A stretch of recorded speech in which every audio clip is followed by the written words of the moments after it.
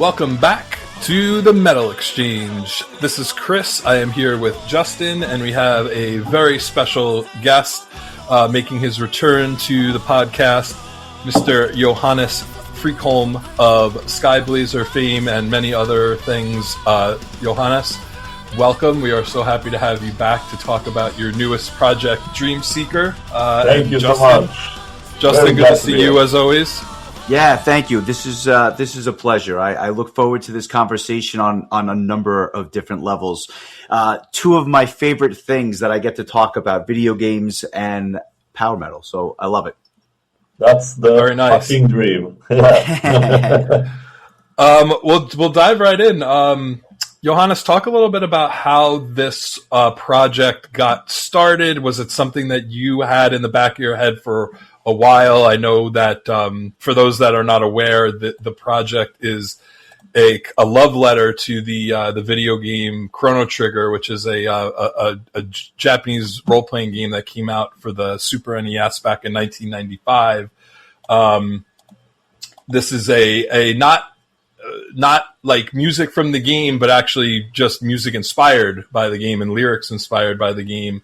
And the first single, Medieval Mystery, as we mentioned on our previous episode, the single has come out. It features Johannes and Narcissa MacArthur vocals together. And I love the song, by the way. But I guess just go into just how the whole thing really came together in your mind, and then how you began to make it a reality.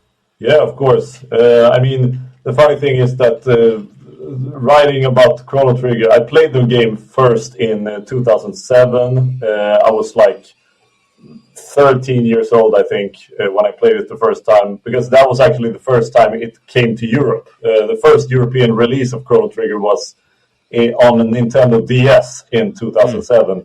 And my classmate was really into it. He had been following it for a long time.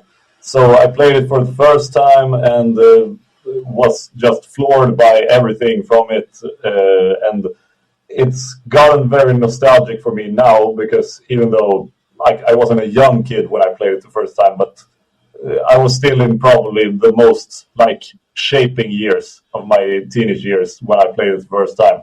So I think it had a really big effect on me, both from a video game standpoint, but also a music standpoint.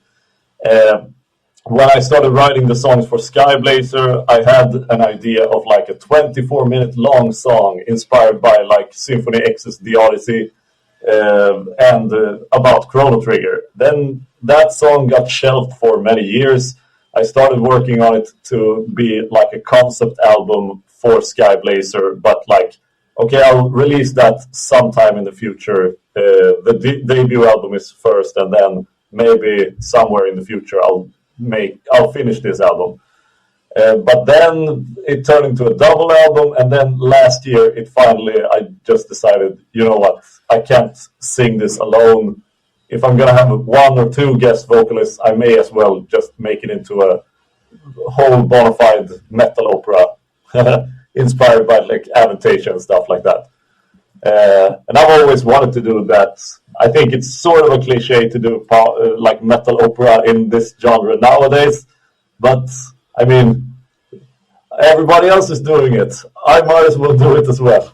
I love it. And before we get into the music and the actual how the project itself is coming along and coming together, it's funny because it's 2007 when you first played the game. It had already been out for over a decade at that point. What other games were you into at that time, and why did Chrono Trigger itself resonate with you so much, over a decade after its release? That's a good question. I think most of the games, now that I think about it, most of the games that I played at in 2007 before Chrono Trigger was not RPG games. I think the only RPG games I had ever had any experience with before Chrono Trigger was probably the Pokemon games and maybe the Mario and Luigi RPG games. Other than that, I wasn't really a big fan of the genre, but Chrono Trigger was a big gateway to all of the great JRPGs. After that, I started to play Final Fantasy 4 and 6 and got really into those as well. So I think it had a big influence in just how I approached video games as well, because it was a big gateway to, like I said, the RPG genre.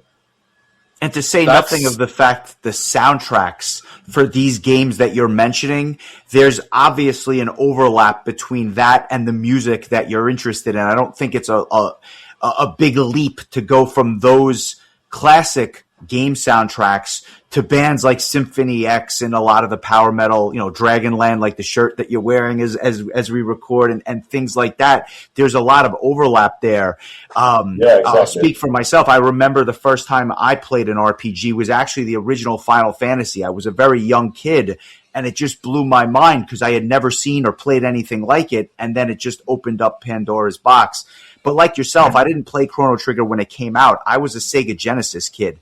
So when I played that, I never had Super Nintendo, and I had to go back. Yeah, Chris is jeering at me.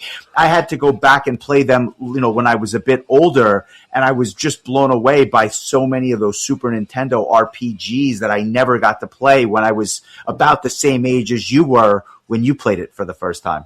Yeah, I think it was also funny because when I was playing I grew up on the Mario games and stuff, and Zelda games, of course. And those games had really symphonic soundtracks, but they were really catchy, sort of like Disney films in the sense that had the fantasy setting, but very fantasy medieval-esque like that. But I think Chrono Trigger, the first time I heard the soundtrack, it was just sounded completely different to me. It just sounded like nothing else I've ever heard. And I've read so much about and seen analysis of the soundtrack as well, because it is probably a bit more jazz influenced than a lot of the other RPG soundtracks at the time. And several years after I started playing Chrono Trigger, a decade later, I also got really into Galnerius, for example, the Japanese power metal band. And when I heard them for the first time, I also thought that, wow, this sounds really, really different to all the other power metal bands I've heard. And then I noticed also that they sort of have the jazz influence as well. I think there is, without pulling all Japanese power metal or video game music over the same, pulling them all in the same category, I don't want to do that, but I think it is a bit more jazz influenced in Japan in the video game soundtracks and stuff. It's interesting. I feel like your history with Chrono Trigger and RPGs is very similar to mine, because Chrono Trigger was the first RPG I ever played, and I was around the same age you were when I played it. It was probably 1996. Shout out to Mike, our friend, he was an RPG maniac, and I watched him play the game from start to finish. Every day after school, he would come over and he would play a few hours. And after watching that, I was like, I need to get my own copy of this game and play it myself. I'm obsessed with this. And that started the whole RPG rabbit hole for me. I think I played Final Fantasy VI immediately after that. That was the next one, and then 7 came out right after that, and then I started getting into metal. So it's interesting that all that time period is very similar. I grew up same. Mario and Zelda was my bread and butter, and then I never really paid attention to Final Fantasy and Dragon Quest. I literally started playing Dragon Quest for the first time a couple of weeks ago. I've been playing the remakes of 1 and 2 because I've never played those games before, so I'm going back and playing those for the first time.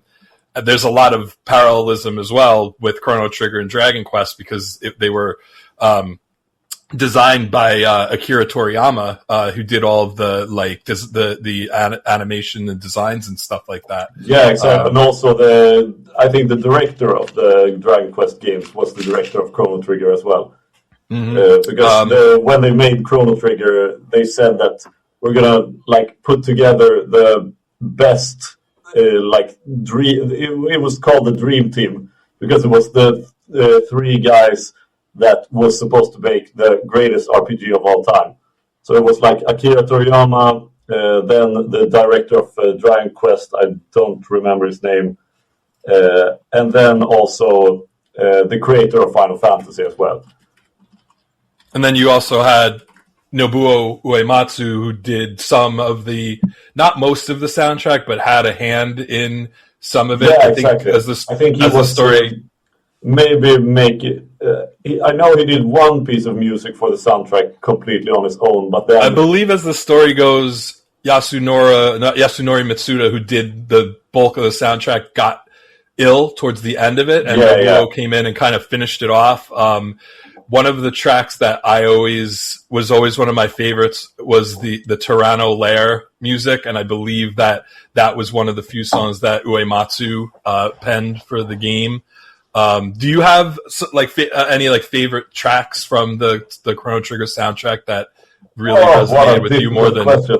Yeah, that's a not to put you on the spot. Yeah, but, he's going to put you on the spot. Oh, that's really difficult. I really admire all of the songs, but I did a medley of songs with an orchestra a few years ago because we did for my high school we did. A big video game symphonic concert with a rock band as well, and then we did a Chrono Trigger medley, and I really I think the first time I heard Lavo's theme, when you see the vision in the future and the vision from 1999, I was just floored. I was so scared, and I was like, "What the fuck is this? This is insane!" And the organ with the parallel sus chords just came in, and I was like, what the hell is this sound? It's so weird, and it sounds so great. And then we did that for the intro, then it went to the amazing main theme, of course, the main theme, Chrono Triggers, probably the greatest main theme of any soundtrack ever made. And then, fucking hell, I can't even describe how many tracks I love. I love Corridors of Time, obviously. Frog's theme is classic. Shala's theme is really somber and cool. And then Magus' theme was probably the most difficult to play live, but it's an amazing boss theme. In fact, I think the only songs that I think aren't as good as the rest of the soundtrack is probably the normal battle theme is kind of strange. To me, feels like that one was kind of rushed. And then maybe the regular boss battle theme is also, it's fine, but it sounded like they were trying to make a rip-off of the Final Fantasy boss theme, pretty much. But then the Magus theme is great. The Tyranno boss theme is also really amazing. I always really like there's a second boss battle theme that's the bigger bosses. Yeah, that exactly. I thought was a much better track than the regular boss music. Yeah, yeah, that was really cool. That was when you're fighting Asala and the Tyranno. Yeah. Was the game on your radar for a long time, and you were just waiting for it to be released in Europe, or was it something that you saw that it came out, you were like, everybody's talked about this game for over a decade, I have to play it, or was it just something like, I'm going to play this game when it becomes available to me, I just have to wait for it to get here? Yeah, I was actually made aware of the game when it was released, so I didn't even know about it before I knew that it was released. And I think prior to that, I didn't really play a lot of older games at the time as well, so I think it was also a gateway to just going back and playing a lot of the Super Nintendo games that I never played, because I did play a handful of Super Nintendo games as a kid, but then after playing Chrono Trigger I started really getting into all the different Mega Man X games, and then I found Super Metroid for the first time, and that became one of my probably all-time favorite game. And yeah, I found a lot of games that I probably would have found much later if it wasn't for Chrono Trigger. Would you say it's your favorite game of all time now, almost 20 years later since you first played it? Or is it just because of that nostalgia factor that it holds such a special place for you?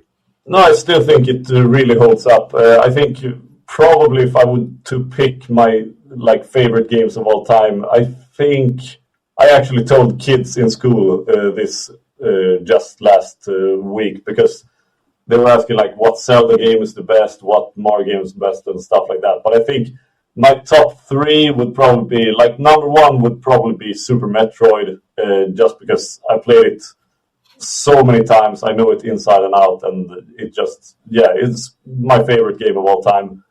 Then second and third would probably be either Chrono Trigger on second or third place, and the other one would be Zelda Majora's Mask.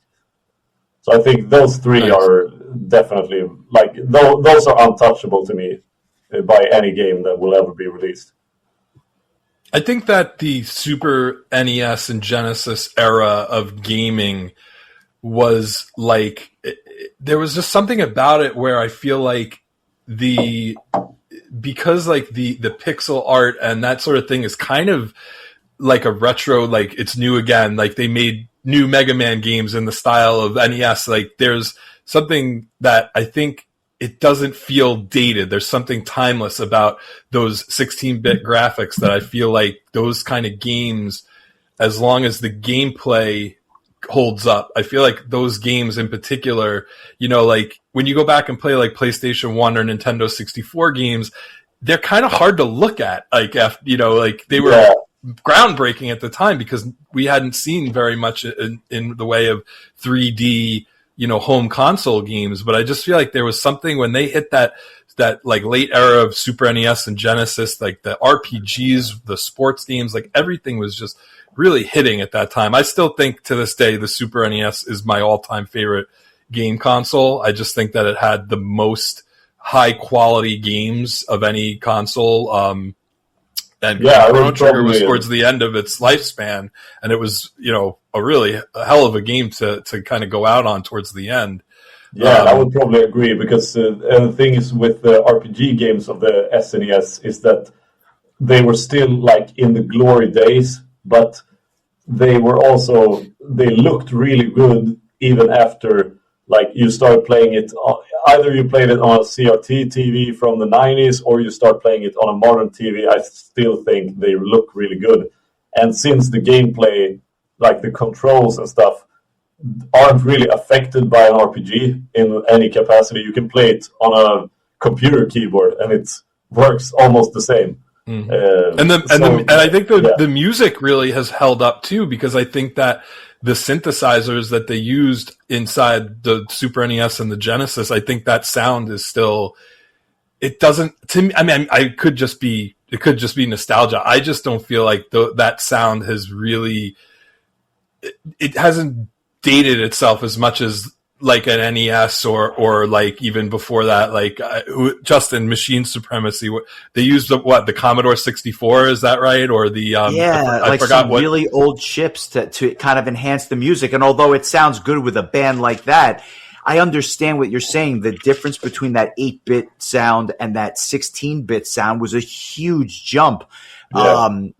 And again, obviously they're doing all sorts of things now with games, right? With they're pumping a lot of money into these soundtracks, but it's a different experience because the graphics are different. We've just come a long way in 30 years, call it for what it is. But there was something about this mid-90s era before PlayStation hit the market where these systems were really hitting their stride and they were able to kind of produce a sound from these chips that it just holds up really, really well compared to some of those older games that predate them. Yeah, definitely. And I think with the Super Nintendo, because the soundscape of the Super Nintendo and what everything could, what it could do in terms of sound, I think it leans itself to a lot of different versions of the same types of sounds compared to, if I listen to a Nintendo 64 soundtrack, it's pretty much when I listen to Star Fox 64, the ending theme, and then when I listen to the ending theme from Zelda Ocarina of Time, I think for me it sounds almost exactly the same, because it uses the exact same instruments, the exact same chords, the exact same like melodic structures. But with the like Super NES, I think they had to be a lot more creative, because partly they couldn't do too much at the same time, but also they had to be a lot more creative with the different sounds they used. And like in Chrono Trigger, for example, I think it's one of the most creative in terms of like just harmonic writing and harmonic arrangements and stuff like that. I'm still really, really impressed with what they could do with so little. And in a game like that, you know, it's a game where time travel is, you know, the main arc of the story, so that you have to make songs that fit each time period that you're in. Like, you're going to be in 65 million BC at one point. You're also going to be in medieval times, and then you're going to be in the desolate future. And they did such a good job making each song really fit the time period that it belongs in. It's definitely in my probably top 3 of game soundtracks of all time. I think Final Fantasy VI is up there as well for me. But circling back to Dreamseeker, what was the goal as far as the story that you wanted to tell within like the Chrono Trigger world, or was it more like each track is almost taking like a section out of the game and being like, this is like a memorable part of the game, we're going to make a song about that part of the game? Is the album going to have like a start to finish story, or is it going to just be like each song has a story in and of itself? Like, what's the ultimate like bones, I guess, of what the album is going to be when it's completed? Yeah, so I think it is sort of supposed to be like an homage to the story in like the different story beats and stuff like that, and like the story seen through the main character's point of view. But there are a couple of songs where I did like try to make it a bit more fleshed out. I think, for example, I did try to follow the structure of the songs in terms of like where, in what time period is the characters right now. So that's one of the things that I think was the most difficult, was trying to find the sound for like what time period is going to sound like what. But I had experience with making an album in sort of this way, because when I was in Symphonity, we released the Marco Polo album, the metal soundtrack, and that album uses a lot of the same ideas to like use different types of sounds and instrument libraries depending on where Marco Polo is in his journey. So when he's in like ancient Persia, then it's supposed to sound like a lot of the Persian instruments. Then when he's in Mongolia with like Khan Kublai, then it's a lot of Mongolian old instruments. But here, I think I didn't want to repeat exactly what the game did, because like I did think that, okay, now they're in the future, I have to make it sound like Keldea and Gamma Ray, like some of my favorite bands of all time, when they're making sci-fi power metal. So that was almost a no-brainer for me. But then it was like, okay, now I have to make a song about like based in the prehistoric era. And I was trying to like, okay, can I just use a bunch of world instruments? But then that felt really, really forced. Instead, I think the old like prehistoric era songs are almost kind of taking a like traditional heavy metal approach to make it sound like old school in another sense. And I also used, like, without spoiling anything, for those types of songs, I've also used different guest musicians and vocalists that play more of the old school traditional heavy metal music. So I think it will really fit when people hear it the first time. I know that we are a couple of band announcements have already been made, and there's obviously several more on the way. before we get into who's already been announced and obviously looking ahead, how did you come up with the lineup? And I'll just mention a brief aside. We spoke with Arjun Lucasen from Arion a while ago, and one of the things that he kind of talked about was that he almost has in his head the sound that he's going for, and he has this, and I'll say he's got this unique ability to match the sound he's going for with the voice that he gets for the sound. It really is a gift. How did you kind of come up with your lineup, and what was that whole process like? Because I find that fascinating. Well, the thing is, I think with some of the vocalists, I was honestly, the first time I thought, like, okay, this might be a metal opera with guest singers. Okay, then, for example, I just announced this today. One of the vocalists for, like, the character of the android from the future, so Robo, pretty much. By that point, I was like, okay, from the future, sci-fi power metal, it has to be Anders from Beyondity. And I asked him immediately, and he said yes. And I was like, fuck, yes, perfect. Because we knew each other from a few years back. We played together several times, and I was like, please be on this album, because that's going to really raise the thing. With do the singers have to be fans of Chrono Trigger to be included? That's a good question. No, but okay. The thing is, I was also like, I think with a project like this, I think you have to be sort of a fan of at least the music part of it, because otherwise it's going to be difficult to give a performance good enough to like fit the whole thing, fit the character, but also stand out in a way. I think if a performance on an album like this is like too middle of the road, too standard, or like too half-assed, I think it doesn't really sound as good. And then I try to write all the parts so that every vocalist on the album gets to shine. So there are parts where like, okay, now this person does a verse, now this person does a verse, but then this character has this really epic moment in one song, and this other character has a really epic moment in another song. And I think I've made it so that every character gets at least one epic moment each. Nice. I know we don't want to like go too far down the road when it comes to like spoilers as far as like who you might be considering and things like that. So let's stick to the first track that has been released, Medieval Mystery. It has Narcissa from Aftertime singing along with you on here.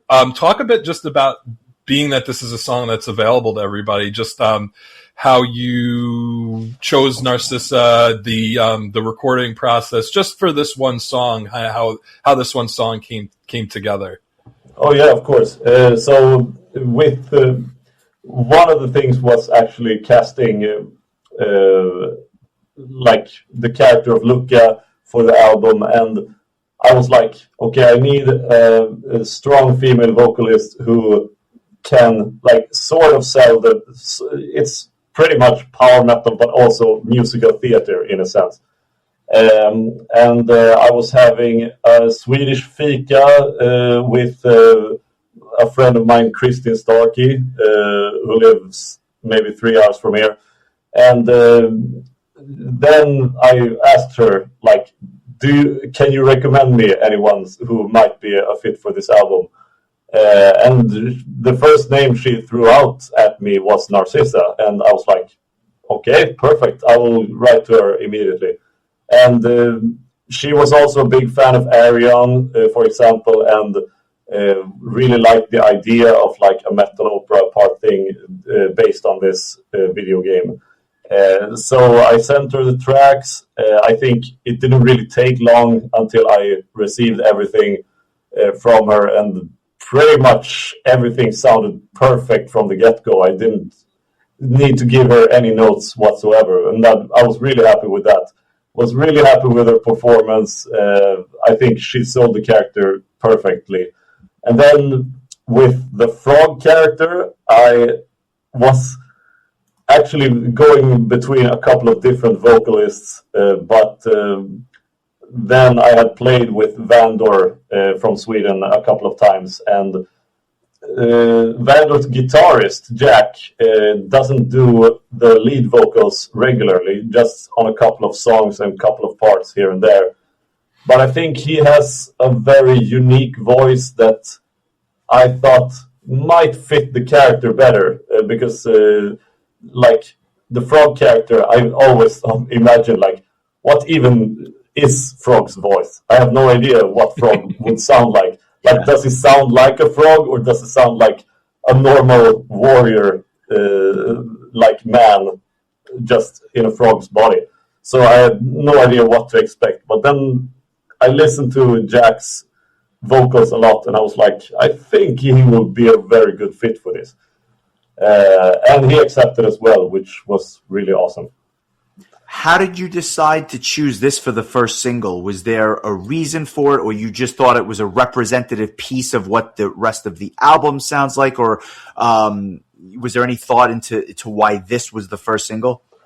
I actually do have a reason. It's kind of like anticlimactic and embarrassing, but it's literally the first song that was finished. And the first song that was finished was sent to test mixing and just laying the base foundation for the mix. And then when I got it back in like early January.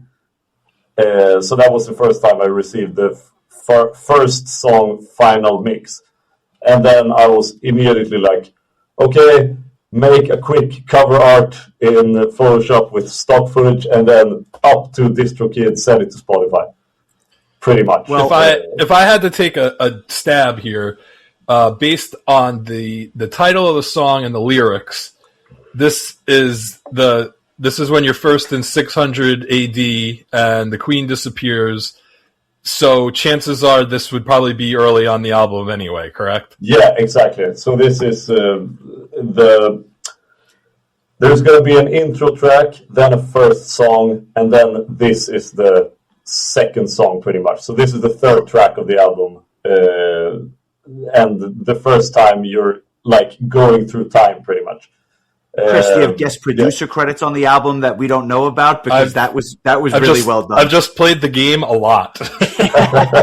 That's really good, because I was also hoping that when someone that has played the game has heard the song, they're going to be immediately like, okay, teleported to or hear the lyrics and think, oh, okay, it's about this part. I will also say, I'm really happy that you know what it is about. I think that both you and Narcissa's vocals are very clear and easy to understand. So, like, sometimes with like European vocalists, sometimes to my ear, like I can't quite understand. I won't name names, Fabio, but there's some singers I just have a hard time understanding all the words. And I felt like with this one song, I was really able to understand the lyrics right away and really painted a picture right like immediately, which I think is probably what you're going for. I'm glad to hear it, because that's definitely important to me when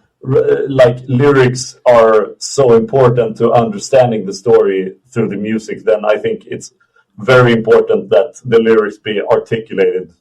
Well, especially if you're not like essentially covering the songs and adding lyrics to them. You're creating original music too. So like, I think that's important for that reason. I actually noticed on YouTube there is something called like Chrono Trigger, the musical, which is pretty much the soundtrack of the game with a few vocalists like doing the game's dialogue over the soundtrack. And I listened to it quite a bit just a couple of weeks ago, and I was like impressed with how well they translated the dialogue to the soundtrack and made the lyrics fit. And I thought that was really cool. But yeah, this is for me a completely different thing, because the music is written from the ground up. A lot of the songs are written not to sound like the game's soundtrack or the game's general feel, but just a regular power metal song that is written like in what I would think the power metal should sound like, and then with Chrono Trigger lyrics on there. A couple of the other songs. It's like my dream project for somebody to do. I like it, just hearing these things come together makes me so excited, because it's like one of my favorite games ever. It's my favorite musical genre. I love you as a songwriter. I thought the first Sky Blazer album was out of this world. So like, more of that, please. Like, I just love that stuff. So this is really exciting. And the first track did not disappoint. I really enjoyed it a lot. The single came with a short orchestral reprise of the track. Is that something that you plan on including on the album, or was that just kind of like a little bonus to throw in on the single, or will there be little orchestral parts here and there sprinkled throughout the album, or is that just a kind of a one-off thing? It's pretty much just a one-off thing, and it's also like, it's sad to say, but it's a bureaucratic reason as well, because when you upload a song onto some of the like platforms that upload the music to streaming services, then if you upload it as like 3 different artists, for this example, I would use Dreamseeker, then Narcissa, and then Jack Elstrom, then it gets classified as a various artists release and not as a Dreamseeker release. And so I have to, for like reasons, upload a song that is only from Dreamseeker as well. Granted, I could have just put 5 seconds of silence or 1 piano key and then made that into the second track. Like, that would have been easier, but the thing is, I also didn't want to just make some random shit. I started making like an orchestral reprise with only the chorus at the end. Then it was like 20 seconds. I was like, okay, come on, I can do better than this. And then I made longer, and then just very basic stuff, made it in like 10 minutes. And then I was still like, come on, I can do better than this. I am better than this. And then I arranged it a bit more to sound more unique, and so the orchestral version was actually took a lot more for me to make than the regular version, even though it's much shorter, and it took a lot faster to make, but it was like more energy put into it, because I was like, okay, here it's only keys, only orchestrations. It reminded me of a bunch of other stuff. It reminded me of when Majestica made that Christmas album, and at the end there was kind of like a instrumental, like it was almost like a run through the entire album, like a little portion of each song into one track, and it was just kind of like a reprise of the entire album. Christmas medley, yeah. Yep.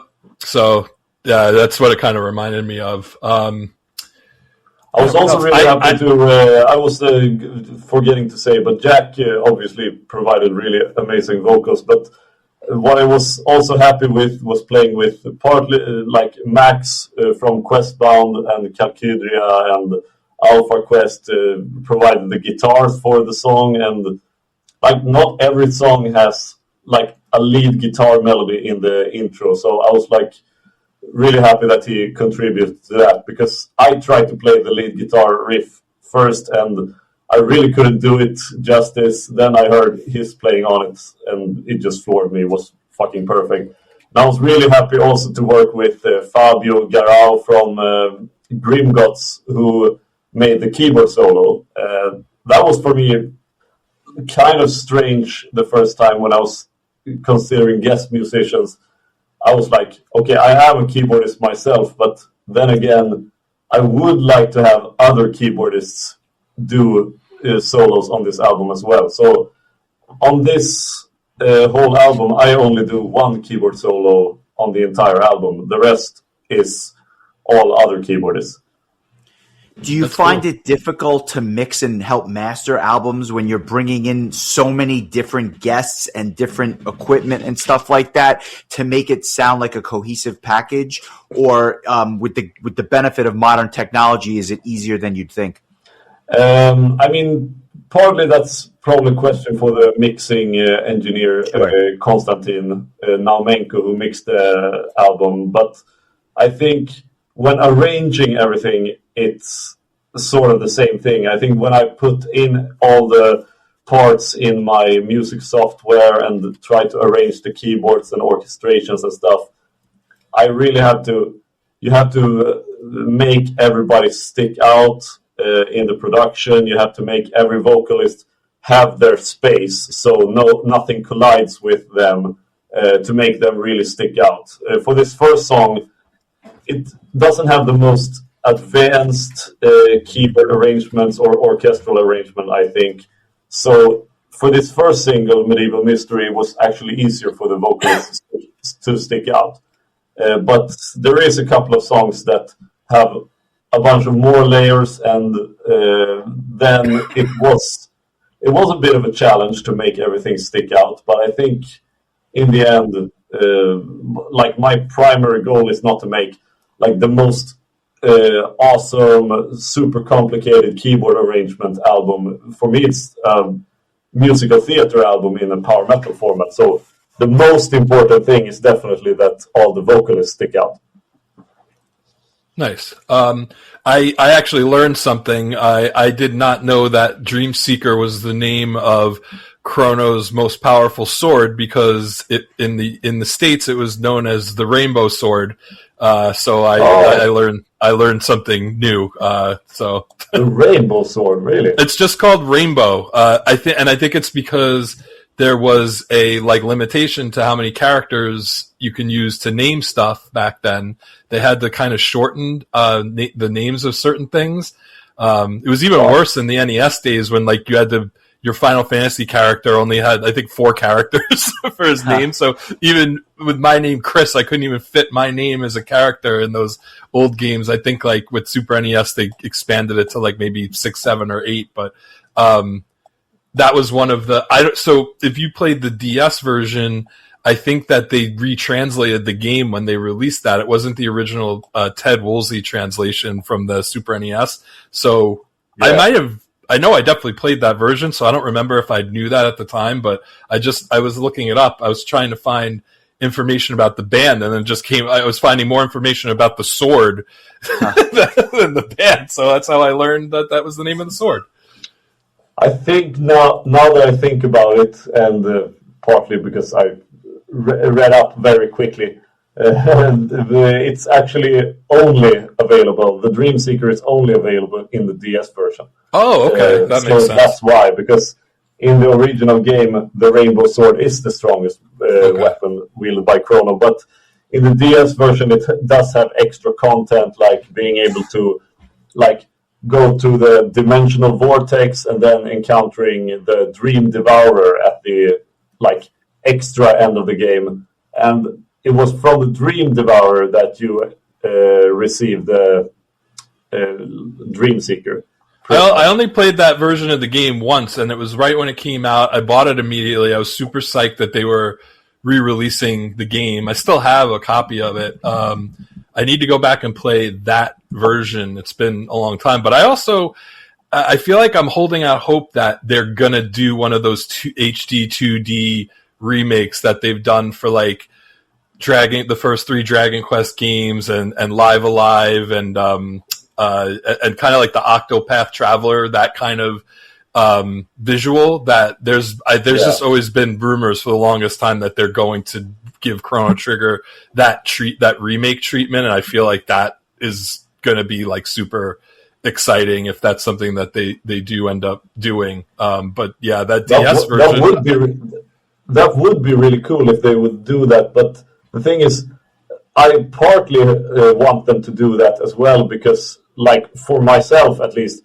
I was made aware of Chrono Trigger by a re-release. So for me, it's I think that stuff is really important to just making new fans of the game and stuff like that. introducing the game to new audiences that wouldn't have heard of the game otherwise. But for myself, for personal reasons, I would probably still stick with the original release. For me, the translation is always the thing that is kind of hit and miss, because between the original release and the DS version, I think both of them have really, really strong parts. And for me, like, most of the DS release is probably what I think of the most when I think of the game's dialogue.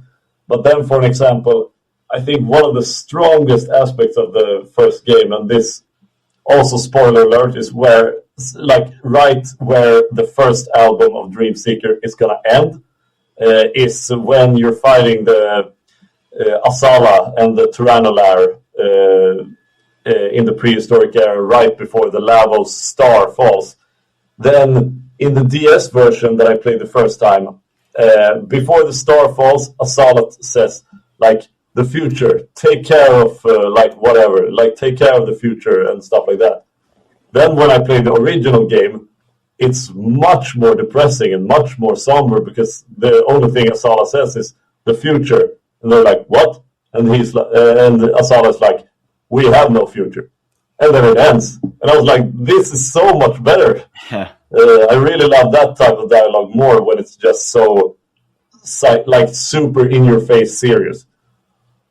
I think it gets harder to decide, like, which version of a game you're going to play when they continue to, like, update the translation and everything. I know a lot of people were like, it's funny, like in Final Fantasy IV, I'm sure you guys remember the Spoony Bard, comment, and people were like, even though it, I think, was originally like a mistranslation, it became such a like memorable line that even when they retranslated the game, they kept it in there because they knew people would be bothered if he didn't call him a Spoony Bard. Like, it's just, it took on a life of its own. And so I think that people remember, like, those, like, I played the original version of the game, so I remember the dialogue so well from that game that if I play the DS version, I know where the differences are. Like, there's not a lot of games that I feel that intimately close to that I remember that well. So it's interesting that, like, your first experience playing the game was different from mine just because it was a different translation. Like, I think they've removed all of Frog's, like, medieval speak from the original game, and they made him talk more like normal in the DS version, but, like, in the Super NES version, it's like, thou art this, and, like, he's, it was very much like the early Dragon Quest games, where it's like, I was like, at first, it was almost like reading another language. I had to, like, program myself to understand this, like, old English way of speaking. So, and that's another thing for the album, of course, because, like, when making an album, like, inspired by the characters of Chrono Trigger, then I was, obviously, when I was thinking of, okay, now I have to cast the role of, like, the android from the future, the, like, tribal warrior from the prehistoric era, and write the lyrics. I obviously didn't want to sound exactly like the character, because then it would just be very cartoonish. So for me, the lyrics are still, like, mostly, it's in character enough, I think, without being too cartoonish. Because when I listen to, like, Arions Into the Electric Castle, and you hear the different characters' lyrics, I think there are enough, like, differences between them to be like, okay, I know who's who just from what they are saying, not just by like the vocalist itself themselves. That's a good point. Is the ultimate goal to make this a 2-part album, and then after that, like, will Dreamseeker continue to maybe choose other games to tribute, or maybe do Chrono Cross, or, like, what is the ultimate goal here? You're giving me more ideas as I go along. I think. I think probably I will just go to you. I'll keep you busy for years, my friend. I'll keep you busy for years. You just give me more stuff to do because I mean, I have thought about like the future after this double album is done, but honestly, it's difficult to say because for one thing, I'm already thinking like, oh shit, I should have invited this person to the project, or I should have invited this vocalist or this musician. And unfortunately, that's a big deal for projects like this. You can't fit everybody in there. I would like to work with some people that I know they've asked, and I've asked them to be on the album. They didn't have time now, for example, and so I was like, okay, maybe another time then, because I still have to finish it in time, so I have to ask somebody else. Yeah. What is the plan for the release, the full release itself? Is it going to be digital only? Is there going to be some sort of companion, either artwork or story or something tangible that fans can get a hand on? Like, do you have a vision for what the full package will look like when it's all said and done? That's a good question. I would like to release it I'm very likely going to release it on CD. To be able to, give fans of the project something physical. Probably not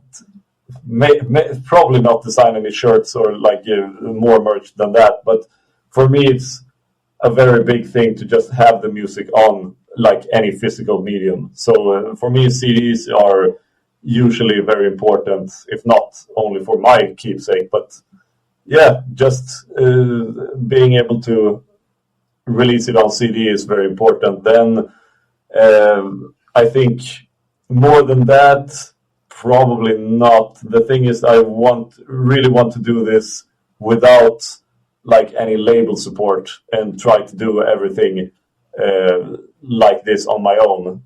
I think with the single Medieval Mystery, I did make the artwork myself, but for the full album, it's has been made by an actual artist, so that's good. And what does the timeline look like for 2026? Is the plan to release the first album by the end of the year, or do you have a soft release date or anything like that? So soft release date, no, but the plan is 100% to release the album in this year. Like the first album is definitely going to be released in 2026. I would honestly release the artwork and everything about it because I'm really happy with the artwork as well. It's like one of the best artworks I've ever seen. But the thing is, I don't want to release that before I have like a definite like plan when to release it. Sure. Because I don't want to. I remember Mark Hudson, for example, released the artwork for his solo album. I think it was several years before the album even came out. So the first time the album was released, I was like, wait, hasn't this been released for a while already? Yeah. But then I was like, oh no, he just released the artwork 2 years ago or something. Really amazing album, by the way. I don't want to knock that album, but it was kind of strange when the music came so much later than the artwork. So for me, it's like just a matter of trying to package it and promote it in a good sense as well. Well, it sounds like there's a lot to look forward to here in 2026 and possibly even next year and beyond with this project. But before we let you go, what else are you working on? What can we, is there anything new and exciting in the Skyblazer world and any other projects that you're working on? Would love to hear what else is in the pipeline. Yeah, of course. So for Skyblazer, we're currently planning a bunch of interesting live shows at the moment. We have one live show planned at the end of the year that I'm really, really happy with. Can't wait to announce that. And we're also working on the second Skyblazer album. It's going slower than expected, but it's only because this is the first time we're working on it as a band and not like me on my own. And also because since I'm spending a lot of time with Dreamseeker now, I had to prioritize what to spend most of my time, like creative time. working on at the moment. We're also working very hard on the third Palantir album, so that's really cool. Hopefully Palantir doesn't... hopefully we don't have to change the name of Palantir due to another company being in the very negative spotlight at the moment. But we're also working on the upcoming Blaze and Stone material, so that's really cool. And yeah, my newest band, Serpentine, is working on an album as well, but in a completely different genre that's more like melodic rock and AOR stuff. It doesn't sound like you need my help to keep you busy, I'll tell you that much. I mean, yeah, being busy is my full-time job, I can tell you. Busy is certainly good. The last time we spoke to you, the first Skyblazer album had just come out. Now that some time has passed, how do you look back on that album? Like, did you find that you got a lot of positive feedback from it? Is there anything that you think you want to do differently for Skyblazer number 2? Or just curious where your head is at as far as that band goes. That seems, I have to assume that's kind of like your number one focus of all these projects. That's like your number one kind of, project. Yeah, I think I'm really happy that I released that album, the first Skyblazer album, because that had been in the works for so many years and had taken so many different forms. Some of the songs had started as songs from completely different projects, like I told you the last time. And the part where I was like, okay, the album is done, let's release it, was when I was like on mix number 10 or something like that. And then I sent it out to labels, and a label agreed to release it. And then I was like, okay, you know what? If you guys are okay with it, I'm okay with it. Because I could probably have spent more years trying to make it better, but I think it was an album that just needed to be released. I just needed to make something like that. And I learned a couple of valuable lessons, I think, because even though I'm really, really happy with the songwriting, I'm definitely not going to self-mix and master again in that sense. It's a cheap option to mix and master yourself, but I think with a project like Skyblazer and the Dreamseeker, I've realized that maybe some of the songs would really, really benefit from being mixed by a proper mixing and mastering engineer. And when I listened to the latest Sunrise album, Equilibrium, or Equilibria, I was like, this is sounding really good. That was when me and Konstantin Naumenko was playing in Symphonity together. And I asked him already then, like, would you be open to mixing Skyblazer and other stuff for me in the future?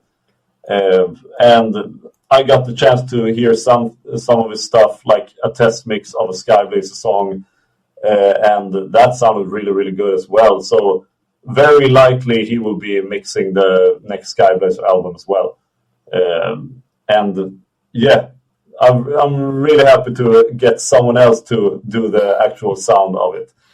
I just put it on for the first. I haven't listened to this album in about over 2 years, and I forgot how much I enjoyed it. I just put it on, and I'm like, this is just like, again, it's the album that I would have made if I had any sort of musical talent at all. Like, so I'm glad to hear that. Yeah, that's how I would describe it. I forgot just, I think it was my number 4 album of the year when it came out. Like, I just really enjoyed it a lot. So I'm excited. I'm really excited for pretty much everything that you're involved in, but I feel like that you as a songwriter are writing for somebody that has my sensibilities about what I want power metal to sound like.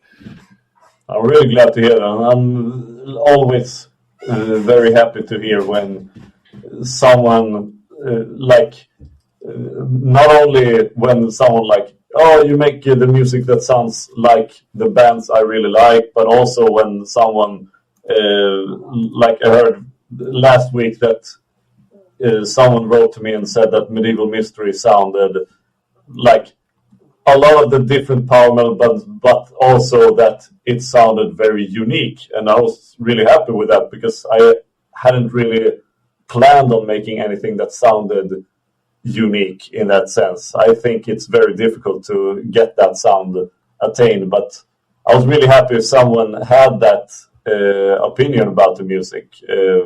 Usually, I think we as musicians are our own harshest critics. But the same with the first song, like the first single. This was only the first song that was finished. For me, I don't want to say it's not the best song on the album. I just personally wouldn't pick it as my favorite song on the first album.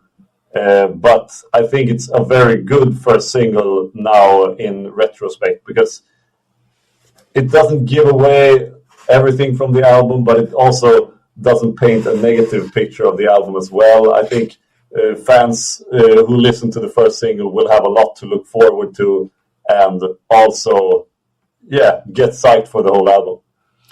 Where can people find you, find your work? How is the best place to follow up with all things Johannes? So honestly, the best way is to either just honestly just add me on Facebook as a Facebook friend, like Johannes Skyblazer. That's probably the easiest way to keep up with everything. But also just all the Facebook pages are where I update stuff the most, like the Dreamseeker Facebook page, the Skyblazer Facebook page, even though it has been less active in the last few months, but that's because I've been a lot more busy with the Dreamseeker for the past half a year, pretty much. Well, we appreciate the time. I'm going to go play some Chrono Trigger. Obviously, we appreciate having you back. We look forward to sharing your music with the masses, and look forward to catching up with you soon. Yeah, same here. It was really nice to have this conversation with you. Really, really happy you invited me back. I'm a really big fan of your podcast, and a really big fan of what you guys are doing here. We appreciate that more than you could possibly know. So I hope I will get to run into you in perhaps Norway in a couple of months. We will definitely. It's a very small city. Even if we don't try, we will run into each other. I'm also, and we will definitely try. I'm 6'4", so you should be able to find me with minimal effort. Perfect. Well, thank you again for joining us. Check out everything that Johannes has done, but particularly the new Dreamseeker single. Again, it is called Medieval Mystery. Go check it out wherever you listen to your music. It's definitely worth checking out.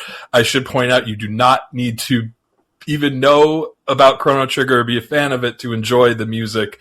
The music, like you said, is very unique and doesn't feel like it's like soft locked into being a fan of even video games in general, or the specific game. It's something that like fans of power metal and symphonic metal can really sink their teeth into. So I want to make sure I point that out. But thank you again, and we'll definitely have you back on when the next thing is ready to talk about. Next Skyblazer album, next Dreamseeker album. I mean, you named it. You're in 16 bands, so we got lots to That sounds amazing.